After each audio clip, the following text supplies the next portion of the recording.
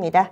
그리고 유튜브에서 종목 올라오고 있습니다. 오랜만에 5G 한번 볼까요? 조이님께서 올려주신 종목이 솔리드입니다. 솔리드 11,100원에 사셔가지고 비중이 8%인데 추가 매수를 좀 고려하고 계신 분으로 보입니다. 지금 게시판에 이렇게 남겨주셔가지고 솔리드 연말 연초에 5G 관련해서 한 차례 좀 주목받기도 했었는데 요즘엔 다시 또 시들한 모습을 보여주고 있습니다.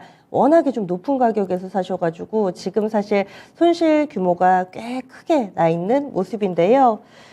바닥에서 5G 올랐다고는 해도 아마 포트폴리오에 5G 종목 담고 계신 분들은 여전히 이런 모습일 겁니다. 크게 좀 손실을 내고 있는 섹터가 아닐까 싶은데 솔리드는 어떻게 나올 수가 있을까요? 조이님께 좀 현명한 투자 대안을 제시해 주세요. 비중은 8%입니다. 전문가님. 이거는 이제 공개방송 하면서 제가 한번 이야기를 했거든요. 이제 인빌딩 중계기 쪽으로 솔리드면 공략을 하신 거 아닙니까? 예전에 뭐 유럽 쪽에 뭐 노이즈도 많았습니다. 재판도 있었었고요. 근데 어찌됐건 뭐 수주도 많이 따왔었고, 올해는 실적이 솔리드도 좋아졌거든요. 이 차트 보시면 HFR 차트인데, 우선 인빌딩 중계기의 대장주는 HFR이 맞습니다. 근데 그때 이런 말씀을 드렸었어요. 이제 요즘에 그 중소형 종목들 뭐 다섯 네트워크라든지 솔리드라든지 이런 종목들이 정말로 이제 실적이 좋아지면서 단기 반등세를 계속 쓸 수 있을 것이냐. HFR은 가능하다 그랬어요. 그때 목표가를 신고가 언저리까지 드렸거든요. 이제 추세 돌파라고 하는데 36,000원의 추세 돌파가 이루어지면서 이건 성공을 했죠. 신고가 언저리 도달하니까 주가가 이제 조정세가 나왔고 솔리드로 돌아오겠습니다. 솔리드는 아직까지도 올라가는 자리 쪽이거든요. 지금 뭐 3,900원에서 쉬지 않고 6,000원대까지 올라왔어요. 그러면 솔리드에 대한 인식도 뭐 인빌딩 중계기의 수준은 제가 잘 모르겠습니다만은 수주장고는 확인을 안 해봐가지고 인식은 분명히 변화가 있는 것 같아요. 그리고 이제 늘 말씀드리지만 5G 섹터 자체, 우리 특히 이제 이토마토 시청자 여러분들 5G 많이들 물려 계신데 뭐 5G 섹터 자체에 대한 선입견은 가지실 필요가 없는 것 같아요. 왜냐하면 5G는 늘 말씀드리지만 5G가 안 되면 다른 산업군은 전혀 되지가 않습니다. 그렇게 설명하는 전문가들이나 애널리스트는 말이 안 되는 거죠. 이종산업과의 어떤 연결고리를 갖고 있는 5G인데 이것이 안 되는데 원격 의료가 어떻게 되겠습니까? 이것이 안 되는데 자율주행이 된다? 말이 안 되는 소리고요. 분명히 이 업종은, 이 섹터는 좋은 군이 맞아요. 근데 이제 문제는 기업에 있는 것이죠. 기업들이 실적으로 증명을 해놨어야 되는데 실적으로 증명을 못했다는 어떤 부분이고요. 단지 지금 최근에 삼성전자의 어떤 움직임의 횡보를 봤을 때 5G에 좀 열을 올리는 것 같아요. 이재용 회장의 어떤 스타일도 그렇고 뭐 인도 쪽도 마찬가지고요. 요즘은 뭐 일본 쪽까지 조금 약간 러브콜을 좀 보내는 이런 움직임 같습니다. 뭐 솔리드의 삼성향 매출 비중이 높지는 않습니다.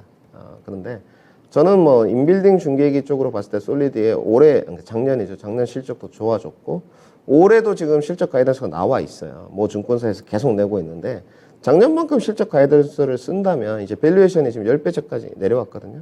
주가 반등은 좀 나올 수 있을 것 같습니다. 그래서 우리 시청자분도 비중이 8%니까 추가 매수를 고민하시는 것 같거든요. 저는 과감하게 추가 매수 의견 드리겠습니다. 단지 그 5G를 이제 가져가실 때 투자 기간은 좀 길게 잡으셔야 될 것 같아요. 지금 산업군이 돌아가는 형태를 좀 보게 되면 경기 민감주, 뭐 성장주들 이런 틈바구니들이 굉장히 준비가 많이 돼 있거든요.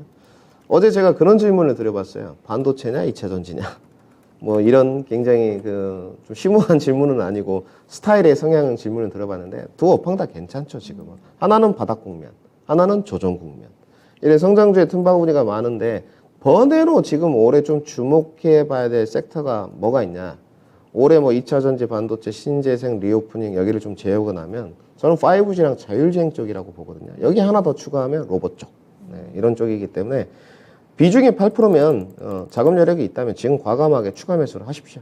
추가 매수는 5,400원까지 좀 열어두고 비중 추가를 하시는 게 좋을 것 같고 한 5% 정도는 더 늘리셨으면 좋겠습니다. 13% 정도는 좀 맞추셔가지고 뭐 여력이 된다면 8% 해가지고 사실은 단가를 확 낮추라고 좀 말씀을 드리고 싶어요. 왜냐면 10,000원이니까 뭐 5,800원에 산다고 생각하면 7,900원까지 내려오지 않습니까? 그러면 제가 봤을 땐 적어도 손실 없이 탈출할 수도 있을 것 같고요.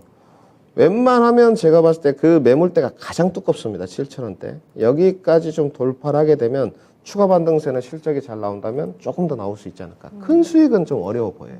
그래도 지금은 손실을 줄이는데 포커싱을 좀 맞춰야 되기 때문에 추가 매수 의견 드리도록 하고 최종 매도 목표가는 현재로서는 8,000원 제시토록 하겠습니다.